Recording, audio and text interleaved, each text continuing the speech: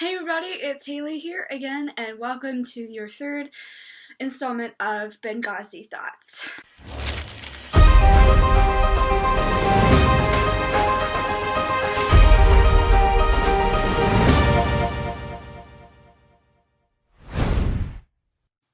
I've been hitting Benghazi hard a lot lately because I need it to sink in. I need it to click with you. Just what happened on September 11th, 2012. Let's start from the beginning. More than 4,000 detailed warnings were sent to the State Department about the security situation in Benghazi. It was unstable, it was unsteady, and it was well known. These warnings, however, were pushed under the rug or into the shredder, if you are asking me, because they weren't a tactical warning. Think about it like this. If you have a tornado watch, or if you have a tornado warning, you're just watching for a tornado if it's a watch, but if it's a warning, it means it's touched the ground. So think about it like that, and being completely false. On September 8th, the Libyan government had sent word to the United States that the security situation in Benghazi was deteriorating and warned us to back off. Now to September 11th, here is a prologue so you can kind of understand what we could have done and have your questions answered.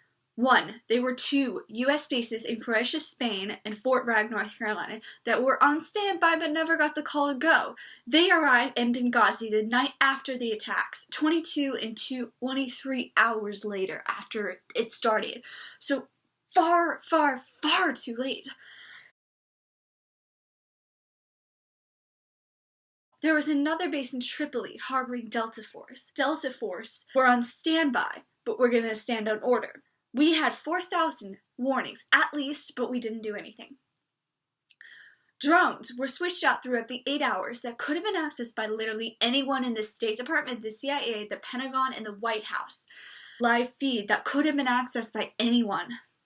But we just watched. We didn't do anything. Months before the attack, Chris had noted being followed and sent his running pattern to the Secretary of State, aka Hillary Clinton. He also asked for extra security, including a steel gate. $100,000 was spent on Stephen, grossly inadequate. In the hearing, they blamed the ambassador for his own death, saying that he may have wanted to keep a lower security profile because of Benghazi's unsteady nature. I don't believe that. I don't know about you, but I don't believe it. Now here's what happened on the night in Benghazi. On September 11th, 2012, Ambassador Chris Stevens retired for the night in his bedroom around 8:30. By 9:40, everything is quiet. Everything's pretty normal for Benghazi time. At 9:42, gunfire suddenly erupts as terrorists rush the gates to the compound. There's a loud explosion as they blow up the steel gate to the entrance. They set fire to the barracks and head straight for Ambassador Stevens' quarters. Now, by 10 o'clock, Chris Stevens, Sean Smith, and another security officer retreat to the safe room protected by other metal bars. By 10:05, Chris is still alive at this point, and he sends an alert to the CIA outpost 1 mile away. That same message that Chris sent to the CIA outpost, it goes to the U.S. Embassy in Tripoli, Delta Force, and then that same message is also transmitted to the State Department. So by 10:30, terrorists are still trying to get into the steel gate that's protecting the ambassador, and so they burn diesel fuel and they smoke them out. At the same time, the 6-man team that set out to rescue Stevens arrives. One of them, the leader, is Tyrone Woods. In between 10:15 and 10:45, Sean's body was found. They didn't find the ambassador. Okay, so during the same time about Washington time, so it's like 4 o'clock Washington time, Leon Panetta and Martin Dempsey, who is the chiefs of staff, meet with Obama, and General Wesley Clark is at the meeting. 1 a.m., an eyewitness sees Ambassador Stevens being pulled out from the burning building. This picture you're seeing is the last photo you will see of Chris Stevens alive.